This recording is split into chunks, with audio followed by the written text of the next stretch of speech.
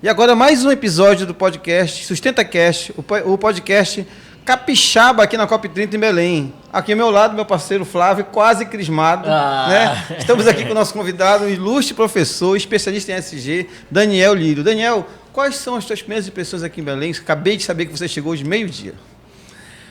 Estou maravilhosamente bem honrado. Primeiro pelo convite do ISB, Instituto de Sustentabilidade Brasil, da qual a nossa empresa Lírio ESG é signatário. Nós trabalhamos com ele nesse ano, né, no evento que tivemos lá, ajudamos na construção conjunta do relatório. Foi um super evento, né?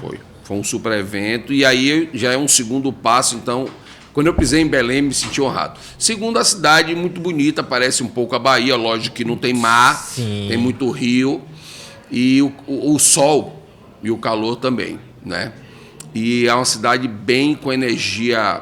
Eu já fui logo profundamente, perguntei aos Ubers e os táxis, porque Salvador foi a primeira capital do país, você sabe, né? Uhum. Tem, acho que vai fazer 470 anos, que já fez 450. E eles falaram que aqui tem 400 e pouco. Tem.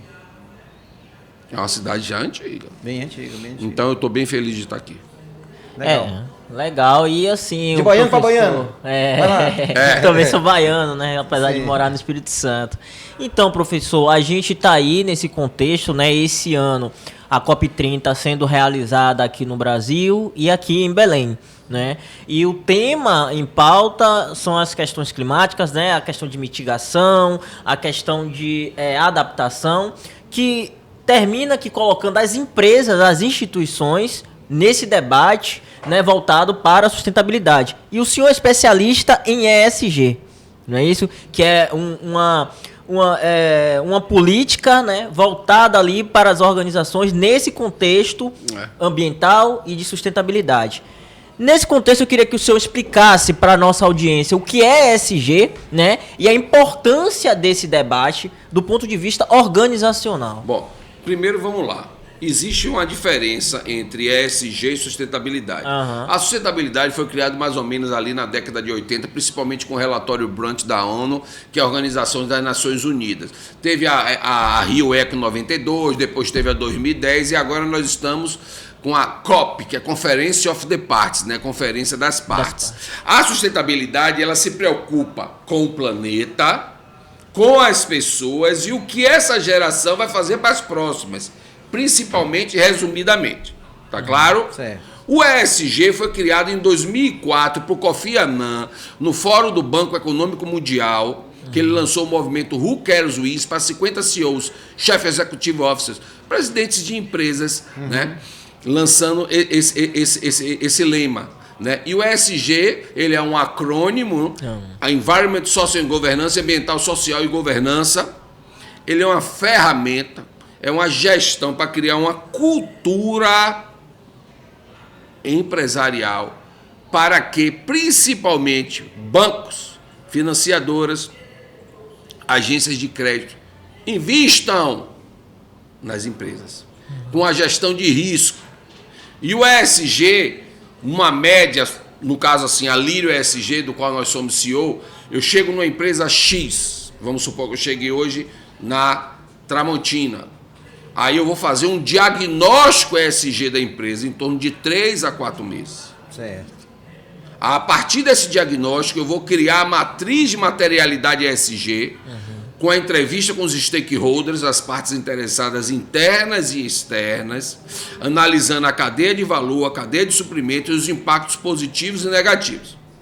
A partir disso, a gente cria a matriz de materialidade ESG, que é a materialidade da empresa, é a parte que mais dói, que mais está pecando, digamos assim, né, vulgarmente. E aí, 10 pontos, 16 pontos escolhidos, a gente faz um plano de ação para trabalhar em torno de 10 meses, mais ou menos, para depois gerar o primeiro relatório de sustentabilidade. Então, o ESG, ele é a médio e longo prazo. Já estou respondendo para vocês. Existe para média e pequenas empresas também, Sim. Mas ele é a médio e longo prazo. Não existe varinha de condão para o ESG. Pink wash, green wash, blue wash, nós não fazemos essas lavagens fictícias né? E o ESG ele foi lançado por 2004, mas no Brasil aqui ele vai chegar mais ou menos na Copa ali que o Brasil tomou 7-1 em 2014 aqui no Brasil. Mas engajou mesmo ali em 2019, 2020. Até nosso bate-papo anterior aqui, você falou que antes era responsabilidade social. Olha só, existe... Aí meus alunos me perguntam, professor, o ESG está dentro do sustentabilidade e vice-versa? Eles andam paralelos. Pega o copo, bote água e óleo, o que é que acontece? Separa. O óleo. Eles andam em caminho paralelo, mas não se misturam. Mas tem o ESG, a sustentabilidade, o RSC, que é a responsabilidade social corporativa, o capitalismo consciente e outros. São outros acrônimos, não é?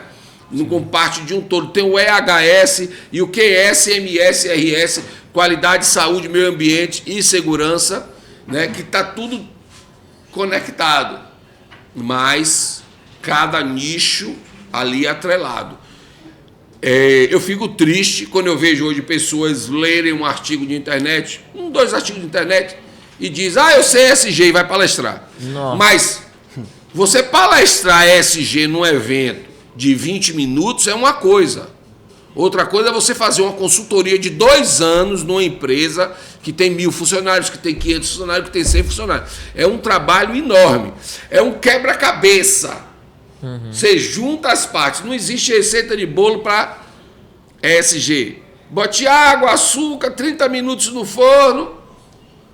É de cada nicho, empresa, quantidade, os seus impactos. Se é do primeiro setor, segundo setor, do terceiro setor.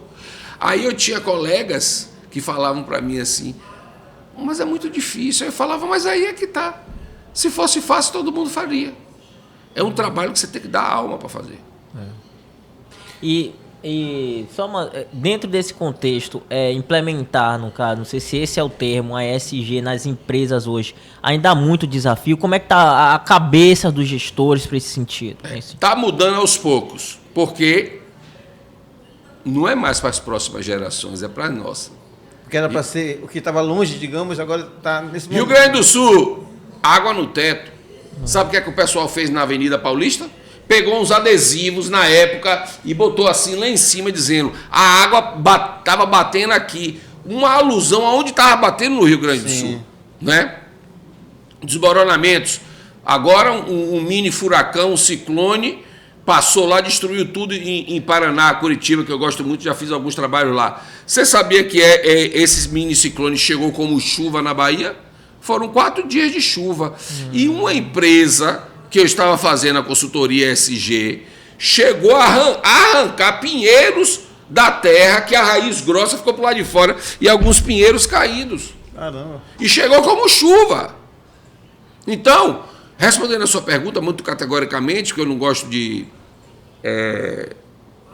me fugiu o termo agora. Não é enrolação, não.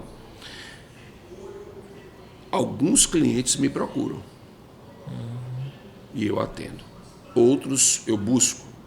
Em eventos como esse, eu faço network.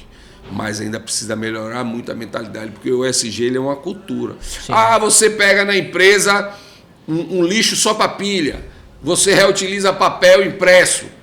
Isso é legal, mas isso não é ESG.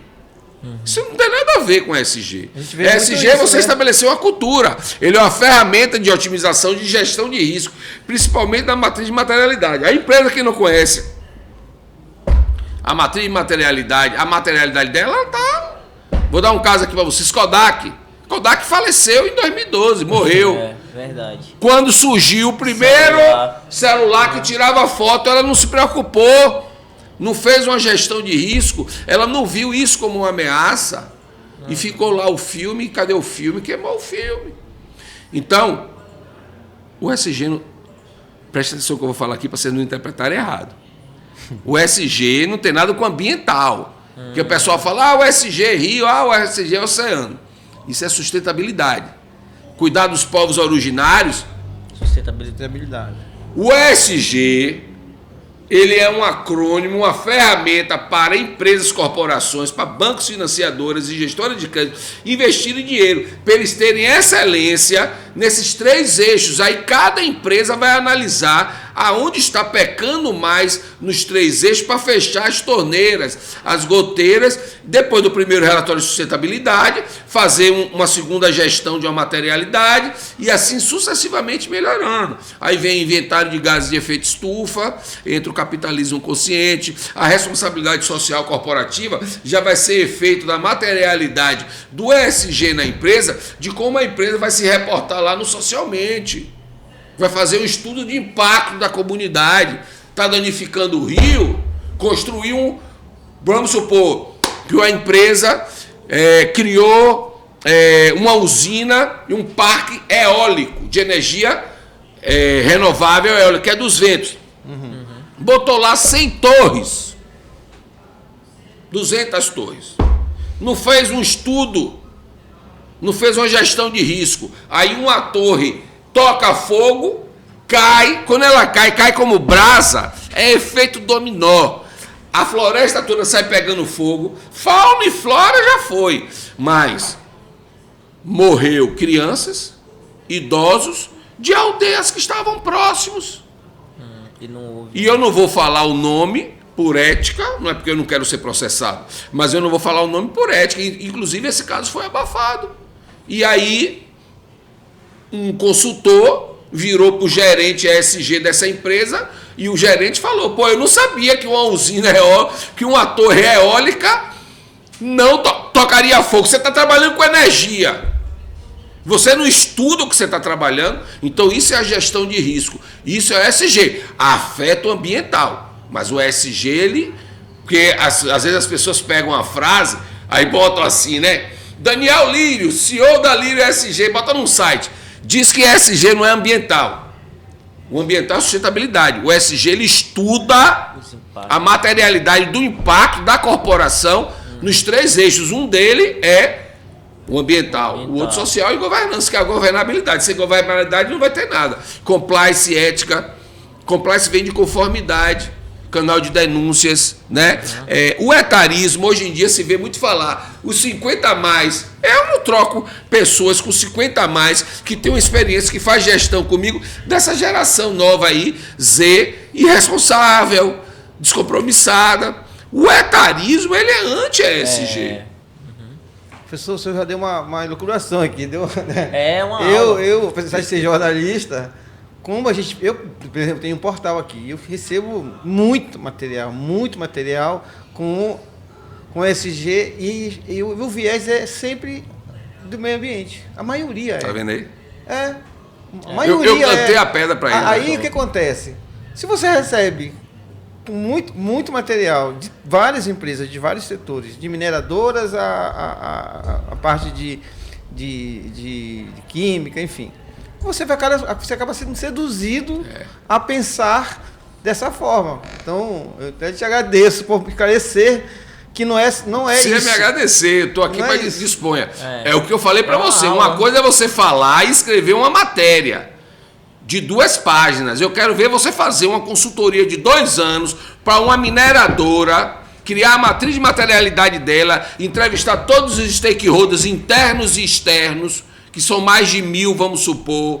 Aí você vai ver os impactos de trabalho escravo, trabalho infantil, trabalho análogo à escravidão, assédio, que isso está dentro da governança. Você vai estudar a materialidade e você vai ver também o que é que ela está acontecendo com o rio, o minério dela está acontecendo de que forma. A Vale eu posso falar porque foi um escândalo mundial. A Vale foi um problema de governança.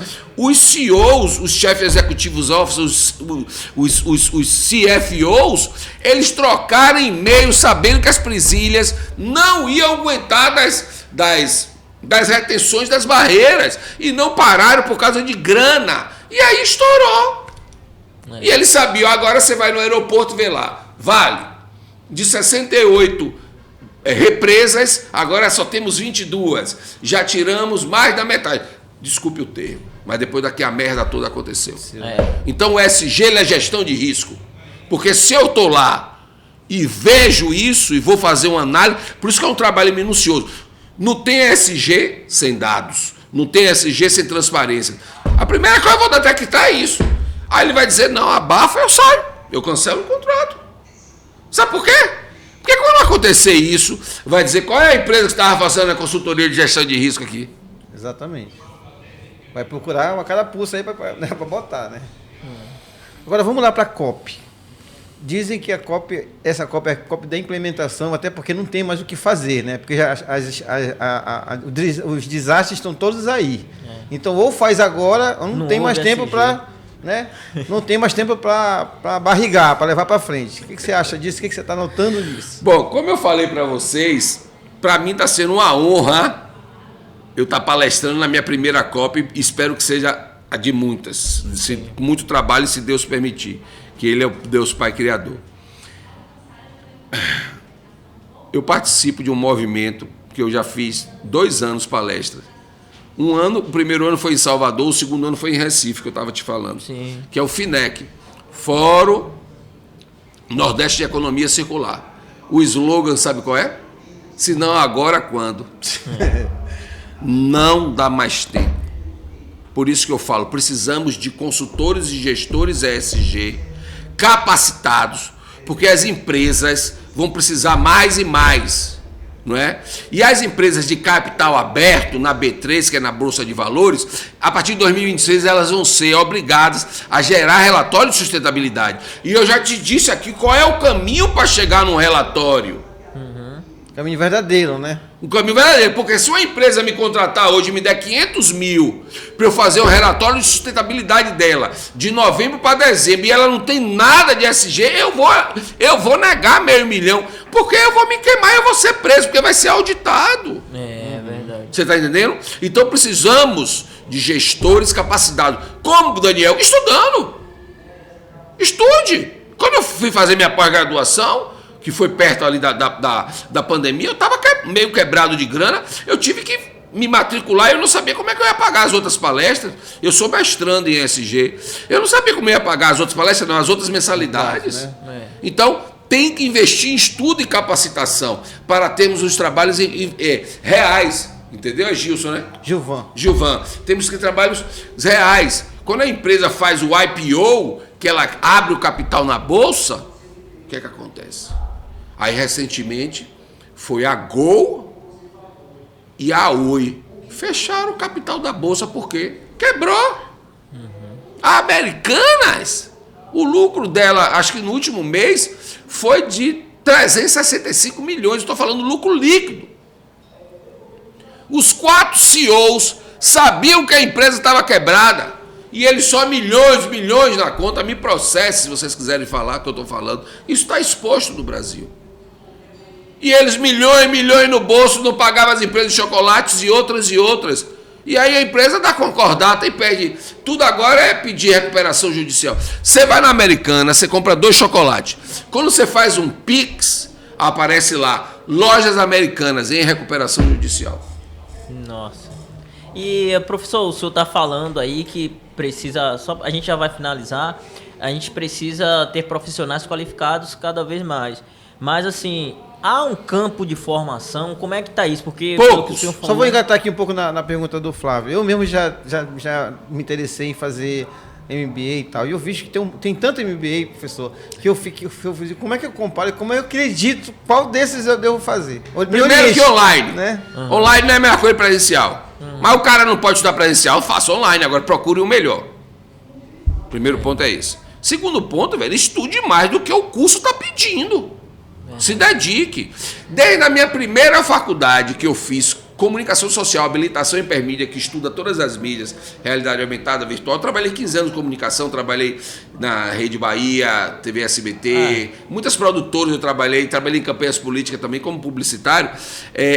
Desde o primeiro semestre eu estagiava. Meus colegas, eles terminavam a aula 11h30, eles iam para casa, a casa dos pais, almoçavam e dormiam. E eu já de manhã eu já recebia as ligações, na época chamava chefe, né? Dos gestores cobrando as coisas. Você não fez assim, o site acolá. Tem que ter a prática, estudo. Quantos colegas eu tive do MBA? Depois do MBA, eu fiz 2 cursos de gestão de riscos em São Paulo com o melhor cara de lá.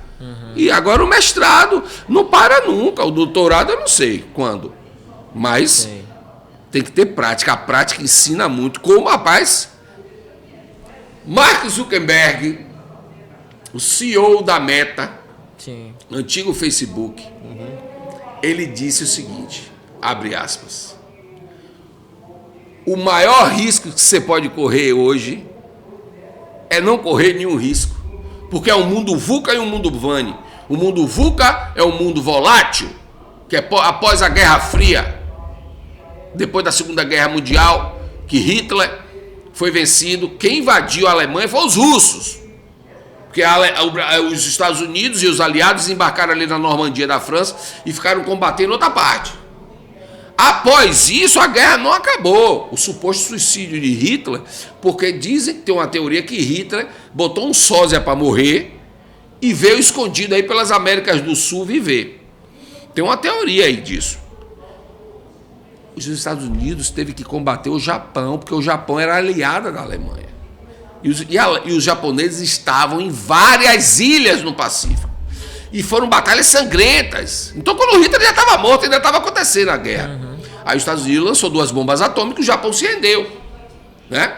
Então, após isso, dividiu a Alemanha oriental e ocidental. Porque os dois... Imagine, o fascismo ele era tão horrível e bizarro que o socialismo e o capitalismo se juntaram para derrubar.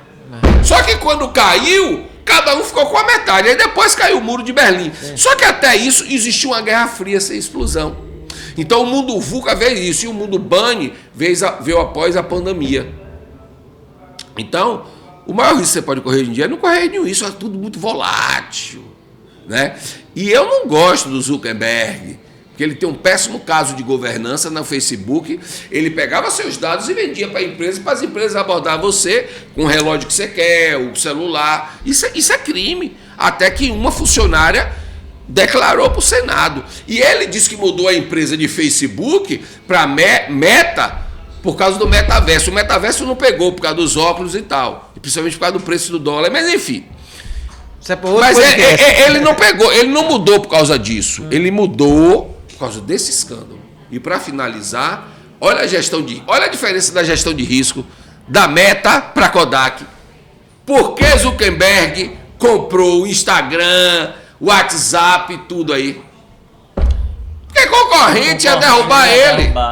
Isso é gestão de risco. Muito obrigado. Legal. Valeu, professor. E assim acabamos com essa aula dinâmica do professor Daniel Lírio, né? Sobre a vida, né? Só quero dizer que eu tenho tentado colocar o máximo na prática, tentado andar de carro elétrico. Quando eu viajo com a Companhia Azul, que ela utiliza combustível SAF, que é um combustível mais derivado, né, digamos assim, sustentável. Agora eu fui para Recife, só peguei carro elétrico, mas eu estou morando no sítio, eu estou placa de energia fotovoltaica, reutilização da água da chuva, faço compostagem, faço separação de resíduos e acho que ainda tem 1 ou 2 itens que eu não estou me lembrando agora. Mas durante 2 anos antes disso eu morei num quarto de hotel, devido à necessidade de trabalho. Então a gente vai evoluindo aos poucos. É, isso aí. E ele tem uma palavra motivacional assim, né, rapaz? Uma história. Depois a gente vai querer saber mais dessa história do senhor. Ele vai já se inscrever no seu curso. Eu tô aqui já doido para acabar o podcast para perguntar a ele. Eu já vou dizer. @Lírio ESG _sustentabilidade. Lírio ele já sabe que é LY. Isso. Tem lá o Instagram da empresa ou 719-9349-2700. Faço mentorias ESG particulares, faço para a empresa. É isso aí, professor. Muito obrigado pela palestra, né? Por essas informações todas. Flávio? Valeu. Tranquilo? Obrigado. Então até a próxima. Até a próxima. Obrigado e desculpa a pressa, porque eu vou subir agora no palco para palestrar aqui, 20 horas. Legal. Muito obrigado. Fechou.